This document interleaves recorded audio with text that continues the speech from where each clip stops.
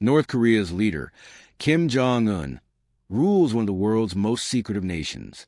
Outwardly, his country struggles with food shortages and sanctions. But behind closed doors, he lives like a billionaire with yachts, palaces, and even his own private island. Today, we're going inside the hidden billionaire life of Kim Jong Un. Stay tuned, because what you're about to hear will shock you. Kim Jong Un's wealth is both massive and mysterious. Analysts estimate he controls anywhere from $5 billion to $10 billion, hidden in secret offshore accounts across Europe and Asia.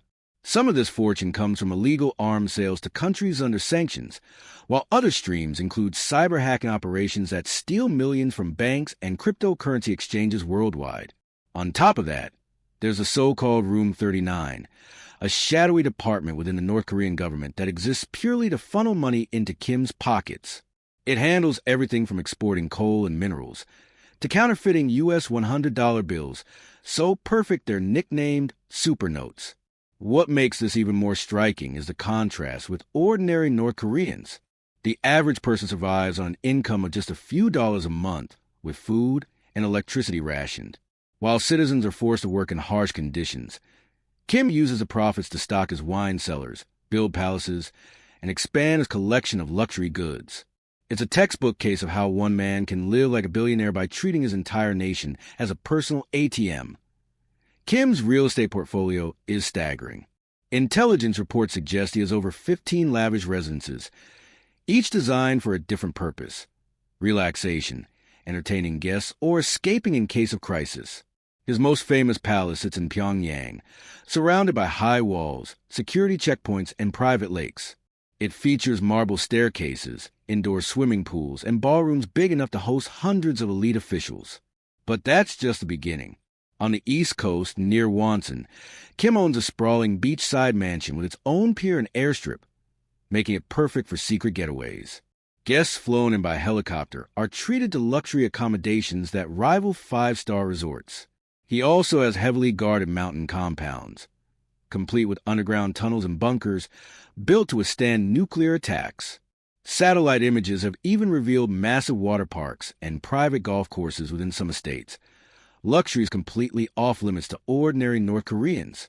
Each residence is stocked with imported Italian furniture, gold-plated fixtures, and rare art. For Kim, these palaces aren't just homes.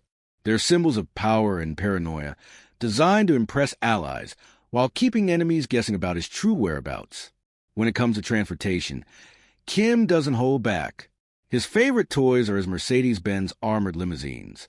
These luxury sedans are modified to withstand bullets, bombs, and even chemical attacks.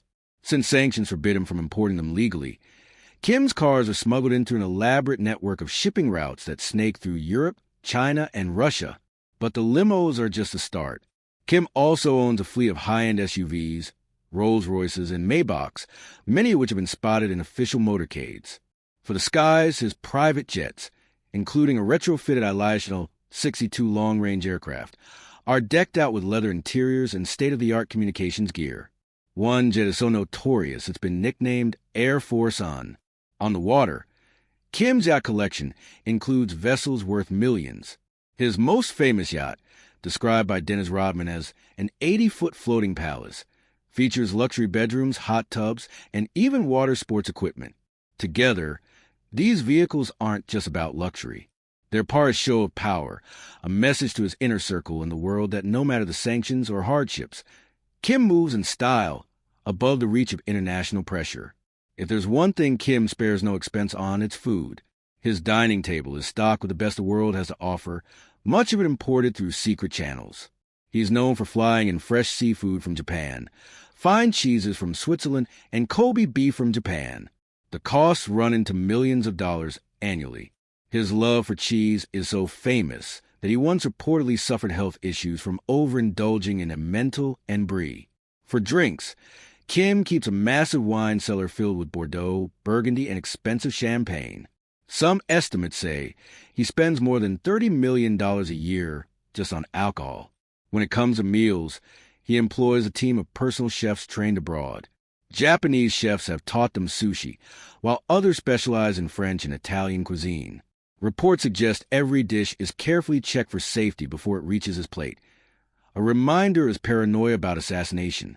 Meanwhile, in rural North Korea, families survive on basic corn porridge, grass soup, or nothing at all during famine years.